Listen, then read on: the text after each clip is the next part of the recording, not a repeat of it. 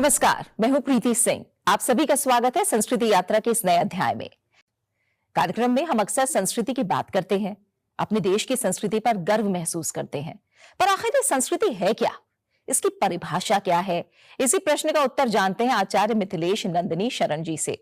आचार्य जी सिद्धपीठ हनुमत निवास अयोध्या के वर्तमान श्री महंत हैं। हनुमत निवास मंदिर अयोध्या के सबसे महत्वपूर्ण धार्मिक स्थलों में से एक है और माना जाता है कि यहाँ भगवान हनुमान स्वयं विराजमान हैं। आइए सुनते हैं आज के संवाद में भारतीय संस्कृति के किस रूप में परिभाषित कर रहे हैं श्रीमंत सिद्धपीठ हनुमत निवास अयोध्या के आचार्य मिथिलेश नंदिनी शरण जी। संस्कृति शब्द का तात्पर्य मनुष्य की चेतना के विकास क्रम से है। मनुष्य अपनी विकास यात्रा में जिस तरह आगे बढ़ता है, जिस तरह अपने को विकसित करता है, समुन्नत बनाता है और मनुष्यता को चरितार्थ करने के जो उपक्रम करता है, उसका जो पीढ़ियों में प्रवाह है उसे संस्कृति कहकर पहचाना जाता है। शब्द की दृष्टि से देखें तो संस्कृति का अर्थ होता है संस्कार की परंपरा। संस्कार का तात्पर्य है किसी वस्तु में, किसी व्यक्ति में निहित जो मूल गुण हैं उन गुणों को प्रकाशित करना। संस्कृत का तात्पर्य है प्रकृति के द्वारा निर्मित तत्वों को मनुष्य के व्यवहार के योग्य बनाने की क्षमता। मैं उदाहरण देता हूँ, धरती रोटी नहीं उपजाती और मनुष्य रोटी खाता है, तो गेहूं को रोटी बना लेने की जो प्रक्रिया है ये संस्कृति है। संस्कृति का अर्थ है इस विराट प्रकृति में जिसने नदी, पहाड़, जंगल, वृक्ष और पशु उत्पन्न किए हैं, उसी ने मनुष्य को भी उत्पन्न किया है। मनुष्य इस प्रकृति को अपने लिए कल्याणकर बना ले, अपने लिए उपयोग के योग्य बना ले और इससे सतत उत्थान की अपनी यात्रा को अपनी चेतना से प्रबंधित कर सके, इसका नाम संस्कृति है। दुनिया के देश सभ्यता मूलक हैं, भारत अनूठा देश है जो संस्कृति मूलक है और इसलिए भारत समाज निर्माण की नहीं, व्यक्ति निर्माण की योजना पर कार्य करने वाला देश है। तो यहाँ हमें ध्यान देना पड़ेगा कि भारतीय संस्कृति कहने का अर्थ क्या है, जबकि हम उस संस्कृति को विश्वबारा कह रहे हैं। इसलिए कह रहे हैं कि यह जो धर्म सनातन कहकर परिभाषित होता है भारत में, उसकी प्रतिज्ञा है माता भूमि पुत्रो हम पृथिव्याः, और हम पृथ्वी के पुत्र हैं।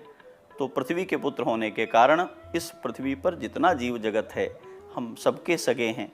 तो वसुधैव कुटुंबकम एक दूसरा सिद्धांत भी हमारे सामने आता है और ये दोनों सिद्धांत हमारे यहाँ धर्म से आए हुए सिद्धांत हैं, धर्मशास्त्रों से आए हुए सिद्धांत हैं। हम सब पृथ्वी की संतानें हैं और पृथ्वी के संतान होने के कारण विश्व भर की मनुष्यता से हमारा बंधुत्व है।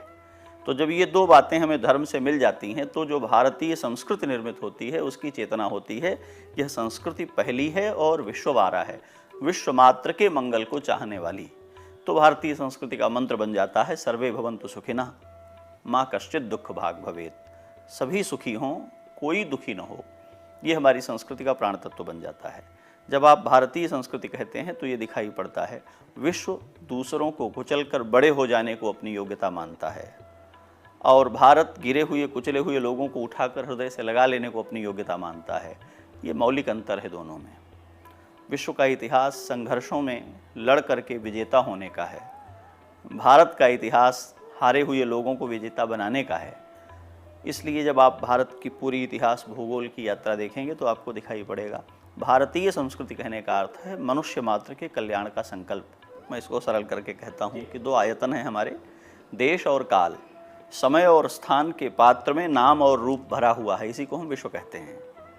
तो जब देश और काल को हम देखने चलते हैं तो बहुत सारी अवधारणाएं हमारे सामने आती हैं। उसमें से समय की अवधारणा है और समय का सिद्धांत ये है कि संसार में काल की जो गति है वो चक्र गति है। ये कहीं से कहीं को जा रही गति नहीं है, निरंतर एक केंद्र में घूमती हुई गति है। चक्र गति से आशय है कि नीचैर गच्छत्युपरि च दशा चक्र नियमित क्रमेण। चक्र गति जो है वो नीचे जाती है, ऊपर जाती है, नीचे जाती है, ऊपर जाती है, एक घूमता हुआ पहिया। तो पहिए में हर हिस्सा जो आपको ऊंचा दिख रहा है वो नीचे जा रहा होता है, जो नीचे दिख रहा है वो ऊंचा जा रहा होता है। यह समय की गति है और समय की गति में ही भारत और विश्व भी अधिष्ठित है। तो जो बहुत समुन्नत और दिव्य पदार्थ है वो भी किसी समय क्षरण होता हुआ दिखाई पड़ता है। सूर्य डूबता हुआ हम देखते हैं, सूर्य उगता हुआ हम देखते हैं। ऐसे जो समय की और देश की गति है, उस गति में कुछ काल के लिए यह विश्ववारा संस्कृति भी धूमिल हो जाती है। पीछे छूट जाती है। असल में संस्कृति नहीं डूबी हुई होती है, कुछ दूसरी चीज़ें सामने आ जाती हैं। जिन्हें हम सूर्य का डूबना कहते हैं, वो सूर्य का डूबना नहीं है, बल्कि धरती के घूमते रहने के कारण कुछ हिस्से में उसके प्रकाश का नहीं पड़ना है। तो विश्व और मनुष्य की चेतना एक चक्र गति में घूम रही है, और घूम रहे होने के कारण कुछ समय के लिए, जैसे आप सूर्य की ओर मुख कर लें तो आपके सामने उजाला है, सूर्य की ओर पीठ कर लें तो आपके सामने आपकी परछाई है। ये हमने चुना है। ऐसे ही विश्व ने, ऐसे ही भारत ने अलग अलग समय में कुछ और बातें देखी, सुनी, समझी और उनकी ओर मुँह कर लिया, तो उन्हें लगा कि यह द्वितीयक है।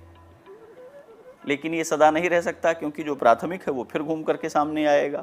तो ये जो चक्र गति है, उसमें कुछ दिनों के लिए भारतीय संस्कृति, जैसा आपने कहा, ये लगा कि वो पीछे छूट रही है, दूसरी चीज़ें उभर कर सामने आ रही हैं।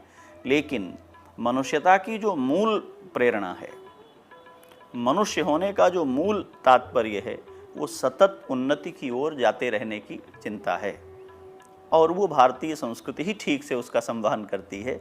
इसलिए केवल भारत ही नहीं, विश्व भर का मनुष्य थक करके, हार करके देर सवेर लौटकर भारत की ओर देखेगा।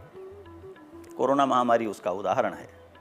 विश्व में चल रहे युद्धों में भारत सरकार और भारत की ओर देख करके उनसे युद्ध शांत कराने के लिए भूमिका निभाने का जो आमंत्रण है, वो ये बताता है कि दुनिया अपने रचे हुए युद्धों में जब उलझ जाती है और स्वयं उसे रोक सकने में समर्थ नहीं होती, तो फिर भारत की ओर देखती है। तो ये बताता है कि भारतीय संस्कृति किस तरह मनुष्यता के उत्थान को प्राथमिक रख करके चलती है। तो जो बीच में हमको कुछ समय के लिए दिखाई पड़ता है कि ये नीचे गई है, वो मनुष्यता की बोध यात्रा में आने वाले भटकाव हैं। लौटकर विश्व फिर से भारतीय संस्कृति की ओर देखने वाला है।